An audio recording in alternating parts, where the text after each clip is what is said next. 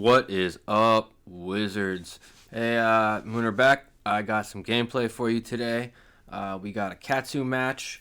A little bit about Katsu. I think he actually can be kind of annoying. He's hyper efficient. He runs a lot of blues and yellows, and he can just put out a lot of damage, which, to be fair, is just damage. There is aside from like the dishonor line, it's just a lot of damage, and it can he can run away with the game. He can just like overwhelm you with the amount of damage he can present, but it's not a whole lot of disruption, and unless you get dishonored, which you should be able to prevent, you should be able to present him with enough of your own disruption that he can't get off the dishonor line. But anyways, let's get into the game. I think I get to go first here. He's presenting AB1. He just has Lantern and one Kadachi, which is pretty good for us. We like to see that. But this first hand, I draw into a couple Ice Veins and Amnesia, and I choose to hit him with the Ice Vein because I want to get the damage through. I really like Amnesia in this matchup, but it's turn 0. He's just going to block it out.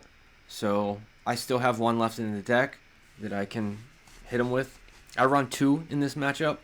I'm thinking about going up to a 3rd because it is just really good against him. It's just a must block, and he runs a lot of 2 blocks.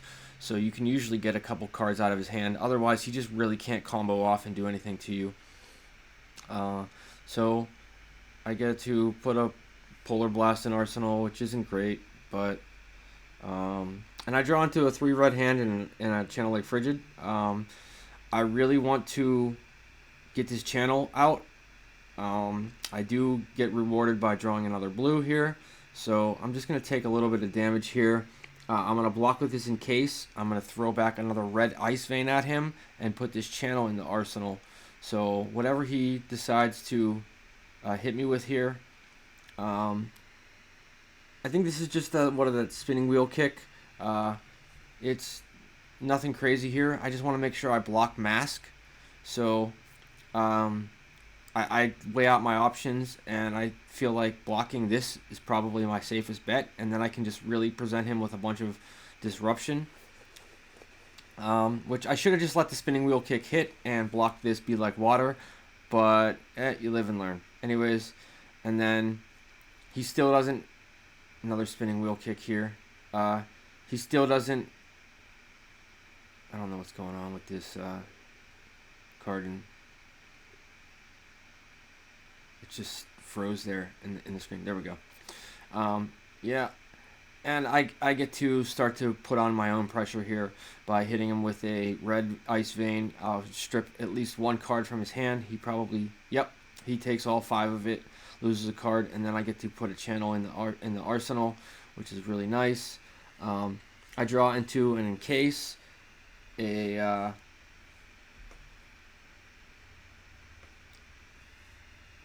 Insidious Chill, an Ice Eternal, and a blue Arctic Incarceration. So I'm just going to take whatever damage he throws at me here, hit him back with the Encase, and moon him on the back end with the Arctic Incarceration so I can keep my channel around, and then put this Ice Eternal in Arsenal, and hopefully not. I don't ever like to play Ice Eternal in Arsenal unless it's like for a kill. I like to pair him up with Weather Veins. So I'm probably just going to sit on this. Like, I draw into a red Weather Vein here, and I can get really rewarded from that because I can play the red Weather Vein, pump the Ice Eternal for 6, fuse with the Cold Snap. So I'm looking to just take a bunch of damage here and hopefully block out a mask trigger if I have to, but he is under channel, so I'm not really too concerned. He can't really do all that much. He might not even be able to get the 3 chain links with a channel out, so we'll see what happens. He does banish 100 wins off Katsu's ability, plays the 100 wins, so I'm gonna block this for sure because I want to stop the mask trigger. And I can still pump the Ice Eternal for 2 plus the Red Weather Vane. So put it over to 5. I'll lose my channel, but that's okay because I just don't want to let him get any mask triggers off. So that's what I'm going to do. I'm going to pitch the Red Weather Vane and that, pump it for 2. Like I said, I will lose the channel, but he will have he will still have 4 frostbites on him. So it's going to be kind of tough for him to do anything, and then I could potentially tax him even more with the cold snap. I am out of armor already, and it's only like turn 3. He tries to activate his tunic under channel, which I'm not sure if he's able to do that. But basically this game is pretty much just kind of a tempo game at this point. I'm just trying to disrupt him enough so that I can casually block out his mask triggers and present him with enough damage until I can get my hexes down. Just disrupt him as much as I can, and I'm going to take some damage. Hopefully he's going to take some damage because he only has AB1, and then he realizes that he is still under channel, so he gets that resource, but he does shut my Ice Eternal down because of that's the dangers of coming up against Tunic, is they can definitely shut down your plays like that. But I can cold snap here, freeze his arsenal, gain a life, and draw into another channel. I have a yellow Weather Vane and two blue brain freezes. So what I can do is pitch a brain freeze to pay for that fuse, get rid of one of his blue, get rid of one of his blues. He has 3 frostbites. He's not going to be able to play anything this next turn, and I can slap a channel down on him. And as you can see, our life totals are pretty much at parity at this point, so that's really good. That's where you want to be in this matchup. And then I draw into a super amazing hand. I can put a channel down. I can hit him with a red Ice Vein. I can get an Insidious Chill in the arsenal, and he's gonna realize real quick that he can't play this. Maybe he can. I guess he did have enough to. Yeah, he can hit me for 7. So yeah, I'm gonna take 7 here, but that's okay because I can keep this channel around. I can hit him with a red Ice Vein, and I can get an Insidious Chill in the arsenal, which is all pretty good. He is gonna AB one of it. He realizes that he is at a lower enough life total that he should start ABing some of this stuff. And here we come in with another one of those wheel kicks or flying kicks, or card's pretty annoying, honestly. It is just a 1 for 4 though, but I'm gonna lose my channel here, but I am going to encase him, which is gonna be nice.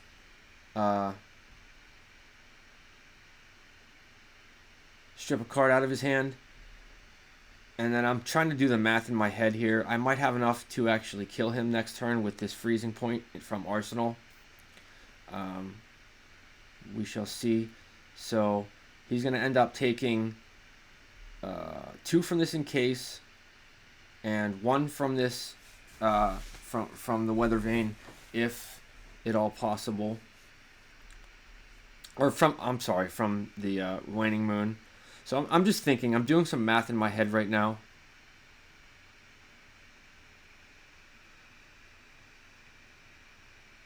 I think, yep, he gets encased. I Moon. Take him down to 13. And I can actually kill him next turn because he is running Lantern. My freezing point will come in for a nice fat 11, which is great. So as long as I can get that last card out of his hand, which I can deal him 14 damage. So as long as I can get him down to where he only has 1 resource, I can end this game. So I just have to block out enough that I can prevent his mask trigger, which is what I do here. I decide to block the first attack. And then I do have enough to break boots, hit him with a freezing point for 11, and then follow up with Moon. I have exactly enough to do that. And I can even block one more here. So I can block with the Amnesia, prevent the mass trigger. I have Tunic up, so that's enough to break my boots. Freezing point, and here we go. I block the bonds. And then here we go. This is where I think I can go off. Or I can just take this damage and wait to see what that last card is. So yeah, I'm going to take this damage. He's going to Katsu trigger. And on the Katsu trigger, this is where I go off here. On the resolution of the Katsu trigger, he only has one resource left floating. And I have just enough resources to fuse this freezing point and pitch the yellow weather vane to Moon and come in for 14. So that's really good. Yep. I'll take my Tunic resource. I will break my boots upon resolution.